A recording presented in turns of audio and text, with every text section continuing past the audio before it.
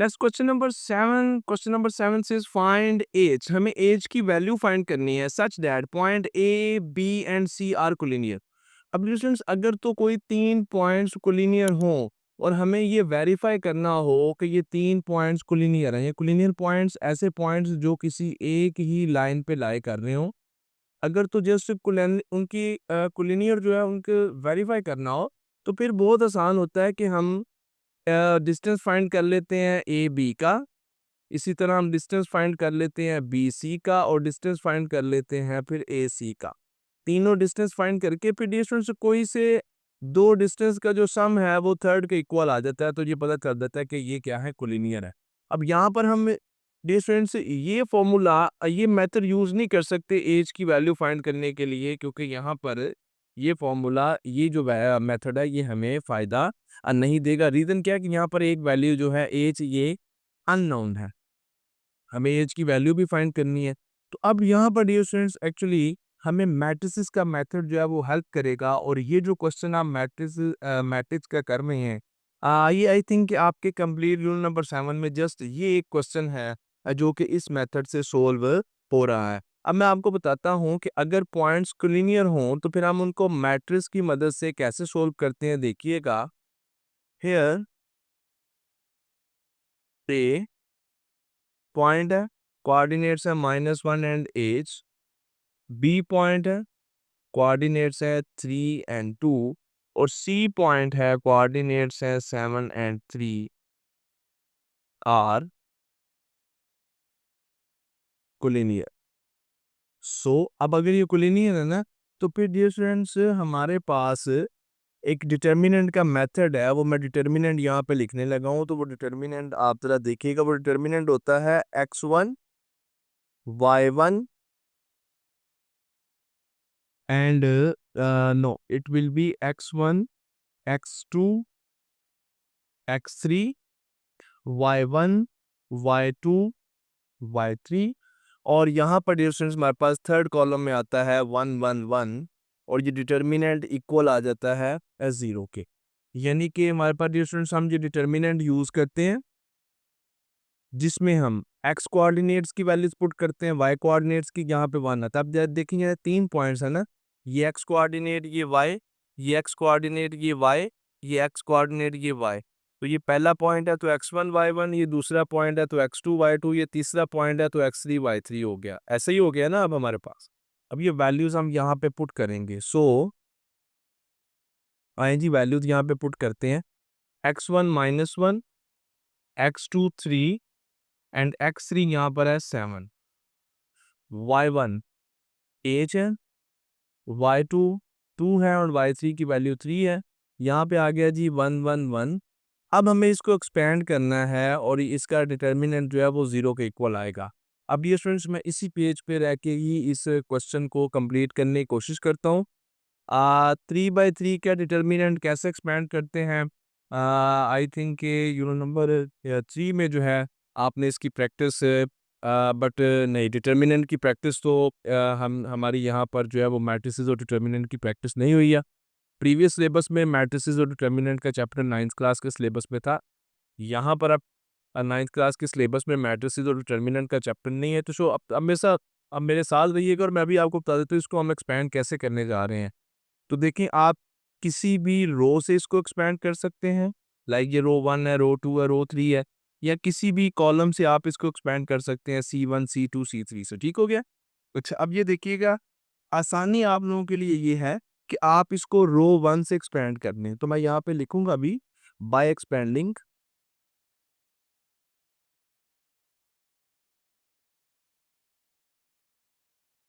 Expanding bye रो 1 ऐसे लिख लेते हैं जी, एक्सपेंडिंग बाय रो 1। ये पहला देखिएगा, पहला हमारे पास एलिमेंट क्या है -1। अब जब ये एलिमेंट लेंगे तो ये रो और ये कॉलम खत्म, तो ये हमारे पास ये देखिए -1 जब लिया तो ये वाली रो और ये वाला कॉलम हम इग्नोर कर देंगे, तो बाकी एलिमेंट्स रह गए 2 1 3 1। इसको हम इस तरह एक डिटर्मिनेंट में लिख देंगे 2 1 3 1। Is that clear. अब उसके बाद हम रो 1 से एक्सपेंड कर रहे हैं तो कि सेकंड एलिमेंट है हमारे पास एज, ये हमने सेकंड एलिमेंट ले लिया और इसके साथ याद रखें माइनस का साइन आएगा। ये माइनस का साइन एलिमेंट के साथ था जब सेकंड एलिमेंट लेंगे तो हम खुद माइनस का साइन लगाते हैं। अच्छा, अब ये वाला एलिमेंट ले रहे हैं तो क्या करेंगे, ये वाली रो और ये वाला कॉलम, जी ये वाली रो और ये वाला कॉलम हम खत्म कर देंगे, इग्नोर कर देंगे। ये रो और ये कॉलम इग्नोर कर दिया। बाकी हमारे पास एलिमेंट्स रह गए 3 1 7 1, इनको डिटर्मिनेंट में लिख देंगे। अब आप देख सकते हैं कि डिटर्मिनेंट क्या हो जाएगा, 2/2 का डिटर्मिनेंट हो जाएगा, जिसको आपको एक्सपेंड करना काफ़ी आसान। अब नेक्स्ट हमारे पास, क्योंकि इस रो से एक्सपेंड कर रहे हैं ना, रो 1 से पहला एलिमेंट लिया, दूसरा माइनस के साइन के साथ दिया, अब तीसरा एलिमेंट प्लस के साइन के साथ देना है हमने। यहाँ पर बाय डिफ़ॉल्ट प्लस आता है। अब ये एलिमेंट प्लस है, माइनस है, वो एज़ इट इज़ आ गया। अब जी, ये वाली रो अगेन, ये वाली रो इग्नोर कर दी क्योंकि इस एलिमेंट को डिस्कस कर रहे हैं, और ये वाला कॉलम कर दें तो बाकी रह गए एलिमेंट्स 3 2 7 3, और ये डिटर्मिनेंट का जो रिजल्ट जो भी है वो 0 के इक्वल आएगा, वो ऑलरेडी हमें बता चुका है। अब 2/2 का डिटर्मिनेंट कैसे एक्सपेंड करते हैं जी, ये -1 तो एज़ इट इज़ रह जाएगा।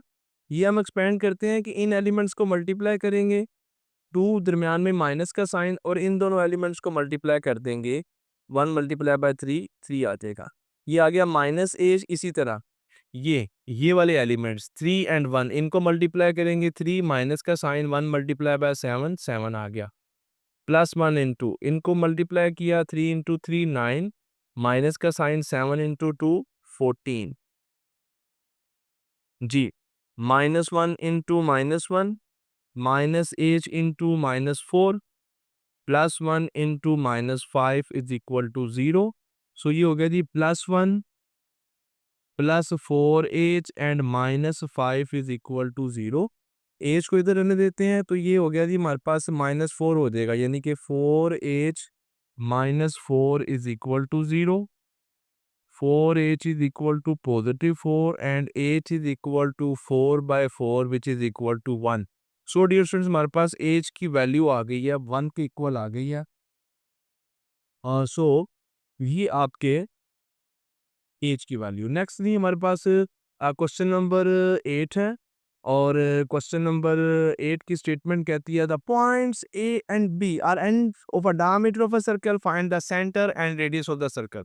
अच्छा, क्योंकि अब यहाँ पे सर्कल की बात की जा रही है, तो सर्कल के केस में डियर स्टूडेंट्स हम डायग्राम ड्रा कर सकते हैं। फिर अगेन वही बात, इस एक्सरसाइज में मैंने डिफरेंट क्वेश्चंस को एक्सप्लेन करने के लिए डायग्राम्स बनाई हैं, बट ये ज़रूरी नहीं है कि आप डायग्राम्स बनाएं, ये रिक्वायर्ड नहीं है, ये जस्ट आपकी अंडरस्टैंडिंग के लिए बनाई है। बट अगर आप पेपर में डायग्राम बना देते हैं और अगर आपको ग्रिप है, आप 100% सही डायग्राम बना सकते हैं, तो फिर डिफरेंस अगर आप बनाते हैं तो एक पेपर चेकर पे अच्छा जो है वो इम्पैक्ट जाएगा।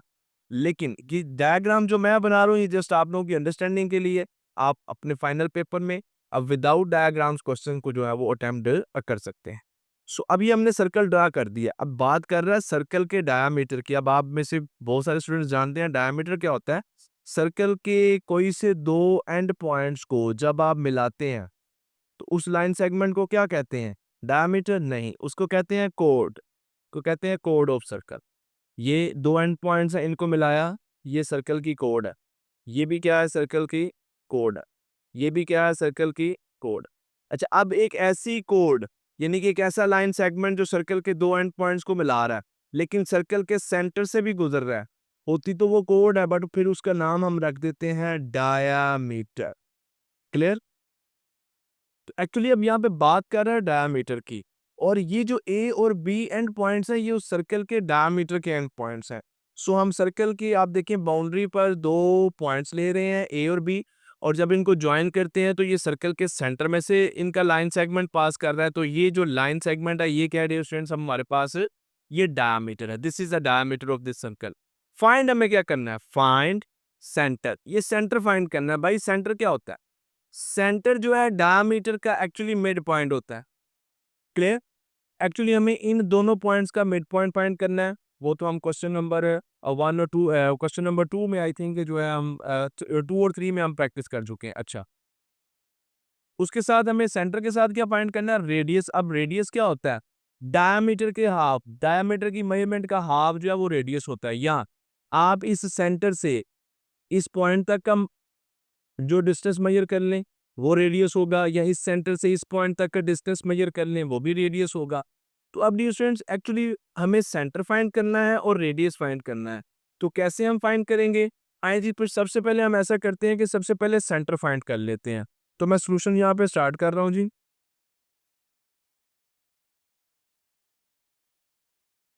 लिख देते हैं n points of diameter of circle R। क्या है जी? A -5 -2 और B है जी 5 and -4। Centre of circle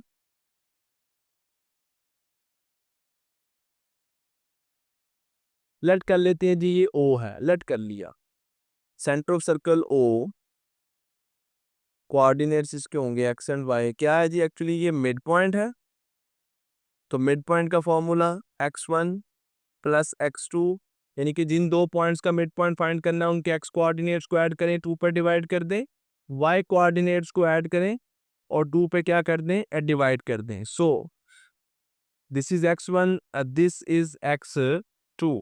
so -5 + 5 over 2 and -2 + -4 over 2।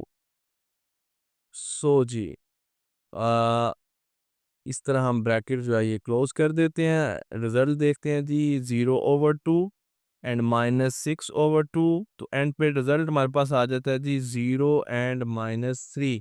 सो ये dear students centre O point हमारे पास आ गया है और ये इसके कोऑर्डिनेट्स हैं एक्स एंड वाई। अब जैसे मैंने कहा कि सेंटर ओ हमने फाइंड कर लिया है, मैं चले इसी पेज पे बाकी वर्किंग जो है वो कर देता हूँ। अब रेडियस फाइंड करना है, लिख देते हैं जी 4 रेडियस। अब आप ओ का डिस्टेंस बी के साथ फाइंड कर लें, ये भी रेडियस है, ओ ए भी रेडियस है। अच्छा, आप एक और काम भी कर सकते हैं, आप ए और बी डायमीटर की लेंथ फाइंड कर लें और फिर उसको 2 पे डिवाइड कर दें, क्योंकि डायमीटर की लेंथ का हाफ क्या होता है? वो भी रेडियस होता है। तो अब आपके पास 3 ऑप्शंस हैं, तो आप किस ऑप्शन के साथ जाएंगे? आई थिंक आप कहेंगे कि सर ओ ए का डिस्टेंस फाइंड कर लेते हैं, ये रेडियस है। Radius is equal to measurement of O A is equal to O A का डिस्टेंस। तो फॉर्मूला मैं लिख देता हूँ यहाँ पे y2 - y1 whole square plus x2 - x1 whole square under the square root sign. अब मैं वैल्यूज यहाँ पे पुट कर रहा हूँ। अब पॉइंट देखिएगा कौन कौन से हैं, O है और A है, ऐसा ही है ना? O के मैं यहाँ पे लिख देता हूँ, कोऑर्डिनेट्स भी लिख देता हूँ 0 एंड -3। क्लियर जी? यही है पॉइंट O के कोऑर्डिनेट्स जी, बिल्कुल यही है। तो अब डियर स्टूडेंट्स हम यहाँ पर डिस्टेंस फाइंड कर लेते हैं। This is y2, this is y1। So it will B -3 - -2। इसका आ जाएगा होल स्क्वायर प्लस का साइन, 0 -5 और इसका भी आ जाएगा होल स्क्वायर और ये आ गया जी स्क्वायर रूट का साइन। माइनस माइनस प्लस, तो -3 और +2 -1 आ जाएगा, माइनस माइनस प्लस और ये आ जाएगा 5 का स्क्वायर आ जाएगा जी यहाँ पे। सो 1 + 25, तो ये हमारे पास आ गया जी 26। स्क्वायर रूट 26 ये मेजरमेंट है जी रेडियस की। आप अपनी बुक में देख लीजिएगा अगर तो, but I don't think so कि इसको जो है वो डेसिमल में इसको कन्वर्ट किया हो। तो फिर यही डियर स्टूडेंट्स आपके पास रेडियस की जो है वो मेजरमेंट होगी। Next question number 9 and question number 9 he says find such that points A, B and C are vertices of a right triangle with right angle at vertex। अच्छा, ये similar question है जैसा कि हमने क्वेश्चन किया था dear students से, question number 6 किया, ठीक हो गया। तो यहाँ पर फाइंड क्या करना है? यहाँ पे जी हमें फाइंड करना है, स्टेटमेंट में ये मिस है जी वर्ड लेटर, फाइंड एच। हमें एच की वैल्यू जो है यहाँ पर फाइंड करनी है और एच आप देख सकते हैं कि पॉइंट ए में एक्स कोऑर्डिनेट जो है ये एच ही है। तो राइट ट्रायंगल को कैसे हम उसको करते हैं, ये सारी जो वर्किंग है डियर स्टूडेंट्स हमने वहाँ पे क्वेश्चन नंबर 6 में भी देख ली थी। अगेन अब यहाँ पे करेंगे। अब क्योंकि ये हमें क्लियर है कि वर्टेक्स ए पे राइट एंगल बन रहा है, तो आप ट्रायंगल ड्रा कर सकते हैं। और जहाँ पे आप देखें वर्टेक्स ए, हमें पता है कि वर्टेक्स ए जो है वो ये वाला है। जिस पे 90 का एंगल बन रहा है। तो मैंने वर्टेक्स से ये ले लिया। अब आप इसको पॉइंट बी ले लें, सी ले लें, नो प्रॉब्लम। इसको पॉइंट बी सी ले लें, नो प्रॉब्लम। अब तीनों साइड्स की मेजरमेंट हमें फाइंड करनी है, ठीक है। तो सबसे पहले मेजरमेंट फाइंड कर लेते हैं बीसी की। मेजरमेंट ऑफ बीसी, तो बीसी दो पॉइंट्स हैं, इनके दरमियान डिस्टेंस फाइंड कर लेंगे। फॉर्मूला लिखता हूँ जी, y2 minus y1 whole square plus x2 minus x1 whole square, और ये स्क्वायर रूट के साइन में है। वैल्यूज पुट करता हूँ जी। ए और बी की बात, बी और सी की बात कर रहे हैं, तो -7 का होल स्क्वायर प्लस -6 एंड -2 का होल स्क्वायर। देखते हैं जी क्या वैल्यू आती है। -14 बन जाएगा। -14 का स्क्वायर लेना है और -8 का स्क्वायर लेना है जी। तो 14 का स्क्वायर है जी 176, और माइनस का साइन पॉजिटिव साइन में चेंज हो जाएगा। और फिर उसके बाद ये स्टूडेंट्स हमारे पास 14 का स्क्वायर 196 है जी, 196 है। और 8 का स्क्वायर जो है वो 64 आ जाएगा, दोनों प्लस के साइन के साथ आएंगे। 196 में इट विल बी 260, और 260 है तो चलेगी, इसको एज इट इज रहने देते हैं। ये हमारे पास मेजरमेंट आ गई है बीसी की। नेक्स्ट जी मेजरमेंट फाइंड कर लेते हैं जी। बीसी के बाद AC की मेजरमेंट फाइंड कर लेते हैं। मेजरमेंट ऑफ AC कैसे फाइंड करेंगे जी। A और C दोनों पॉइंट्स का डिस्टेंस फाइंड करना है। अब मैं फॉर्मूला नहीं लिख रहा, ये A है ये C है, तो it will be 1 minus 7 whole square plus H minus -6 whole square. So ये माइनस माइनस प्लस हो जाएगा, तो ये हो जाएगा जी 8 का स्क्वायर प्लस माइनस माइनस ये भी प्लस हो जाएगा, तो ये हो जाएगा H प्लस 6 का स्क्वायर। यहाँ पे स्क्वायर एक्सपेंड तो करना होगा, यहीं पे कर लेते हैं, बेहतर है। 8 का स्क्वायर है जी 64 प्लस ये a प्लस बी का होल स्क्वायर है, तो फर्स्ट एलिमेंट का स्क्वायर प्लस सेकंड एलिमेंट का स्क्वायर और plus 2 into first element into second element, ये आ जाएगा 12h। तो ये आ गया जी स्क्वायर रूट के साइन में। ये 36 और 64 को तो ऐड करें तो हमारे पास बन गया h square plus 12h plus 100। ये हमारे पास वैल्यू आ गई है जी मेजरमेंट ऑफ AC की। अभी ऐसी ये मेजरमेंट आ गई है जी। अब हमारे पास मेजरमेंट रह गई है AB की। सो measurement of AB, actually this is the distance between point A and B। ये A है ये B है, तो ये हो जाएगा जी 7 माइनस 1 का स्क्वायर प्लस 2 माइनस H का स्क्वायर। ये स्क्वायर रूट के साइन में आएगा। एक्चुअली हमें 6 का स्क्वायर फाइंड करना है, और एक और बायनोमियल का स्क्वायर जो A माइनस बी के फॉर्म में है, उसको हमें यहाँ पर अब एक्सपेंड करना है। सो इट विल बी 36, 6 का स्क्वायर तो आ गया 36 आ गया, प्लस का साइन इसको एक्सपेंड करें। फर्स्ट एलिमेंट का स्क्वायर 4 प्लस सेकंड एलिमेंट का स्क्वायर h स्क्वायर, फिर माइनस का sign 2 into first element into second element, यानी कि 4h आ जाएगा। अच्छा जी स्टूडेंट्स, ये 36 और 4 को ऐड कर लेंगे तो ये आ जाएगा जी 40 plus h square minus 4h। ये वैल्यू आ गई है हमारे पास। तीनों साइड्स की वैल्यूज फाइंड करनी है। इसमें से ये जो साइड है BC, ये हमारे पास हाइपोटेनस है, क्योंकि अब हमने इसकी वेरिफिकेशन के लिए पाइथागोरस थ्योरम को यूज करना है। तो हाइपोटेनस का square is equal to perpendicular square plus base square. चलिए मैं नेक्स्ट पेज पे मुझे जाना ही होगा, तो मैं लिख देता हूँ यहाँ पर बाय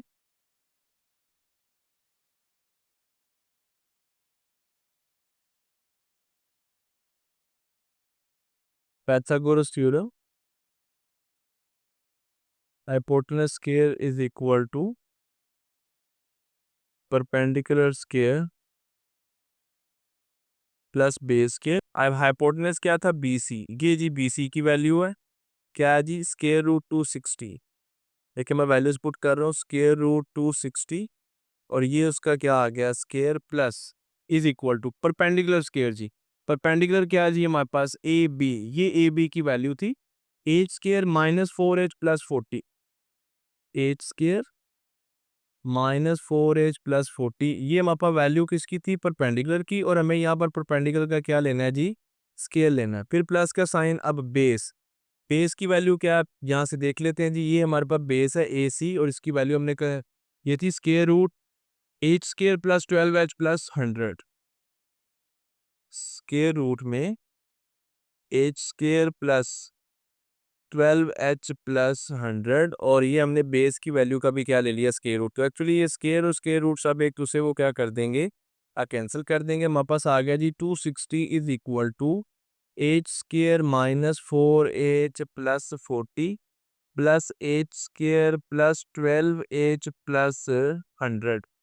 एच स्केयर ये डिस्टेंस हो जाएगा हमारे पास 2h square minus 4h and plus 12h ये हो जाएगा प्लस का 8h एंड 40 एंड 100 हमारे पास हो जाएगा जी प्लस का 140। इधर चल रहा है 260, 260 को इस साइड पे लाते हैं, इधर आ गया 0।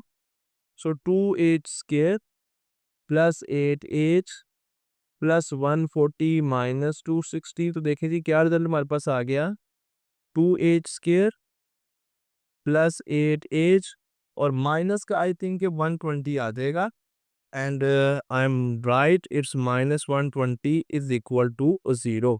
अब क्योंकि एक क्वाड्रेटिक इक्वेशन बन रही है एक्चुअली, और क्वाड्रेटिक इक्वेशन को कैसे सोल्व करते हैं तो डियर स्टूडेंट्स एक्चुअली हमने यूनिट नंबर 4 में जो है वो क्वाड्रेटिक एक्सप्रेशंस को फैक्टराइज किया है। वैसे तो अगर आप बात करें प्रीवियस क्लासेस की 8 क्लास में, तो आपने इक्वेशंस को सोल्व करना सीखा है फैक्टराइजेशन के मेथड से।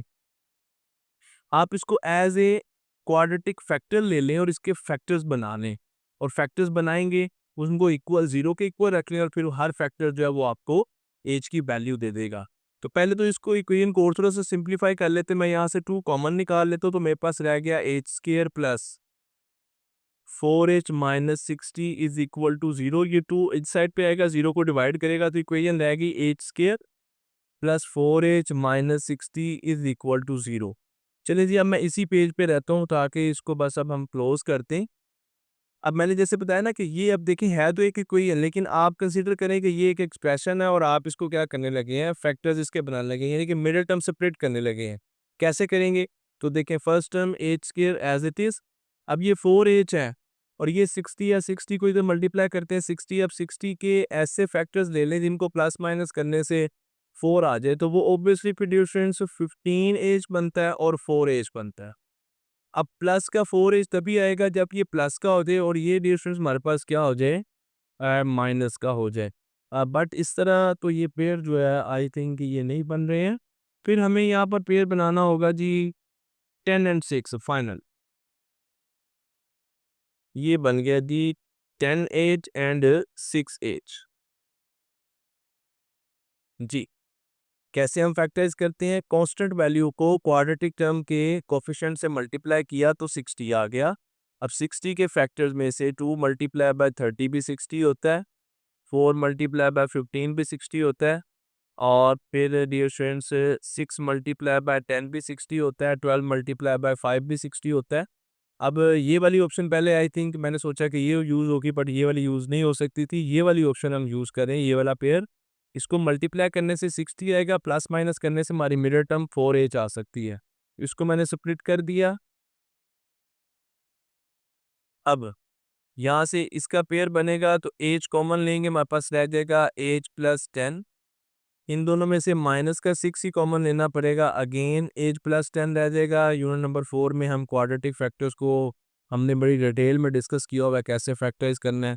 की तो मैथमेटिक्स की जो है वो आप समझ लें एक ब्यूटी है, कि एक कनेक्शन है, एक चेन जो है वो आप समझ लें कि जैसे 9th में आपने पढ़ा केमिस्ट्री में चेन रिएक्शन, तो ऐसे ही ये भी एक चेन का नाम है कि हम प्रीवियस जो है नॉलेज वो ही हमारा आगे जो है वो फिर स्टेप बाय स्टेप जो यूज़ हो रहा होता है। इवन कि हम कोई नया मेथड भी सीख रहे हैं तो फिर उसमें जैसे अब ये नई चीज़ें हैं, लेकिन इसमें अब आप देख लें क्वाड्रेटिक एक्सप्रेशन को हमें सोल्व करना पड़ रहा है। जी कि 8 + 10 आप जानते हैं ये फैक्टर सेम आना चाहिए था, ये सेम आ गया। तो 8 + 10 को कॉमन लिया, हमारे पास बाकी रह गया एज माइनस 6। अब दो फैक्टर्स बन गए हैं, दोनों को बारी बारी 0 के इक्वल रख लें। ये भी 0 के इक्वल और h माइनस 6 0, या तो ये 0 के इक्वल है या ये। यहाँ से फिर h की वैल्यू आ गई -10 और यहाँ से h की वैल्यू आ गई +6। तो डियर स्टूडेंट्स यहाँ हमारे h की दो वैल्यूज़ आ गई हैं। इन दोनों वैल्यूज़ के साथ ही यहाँ पे जो पॉइंट A है उसको हम यूज़ कर सकते हैं।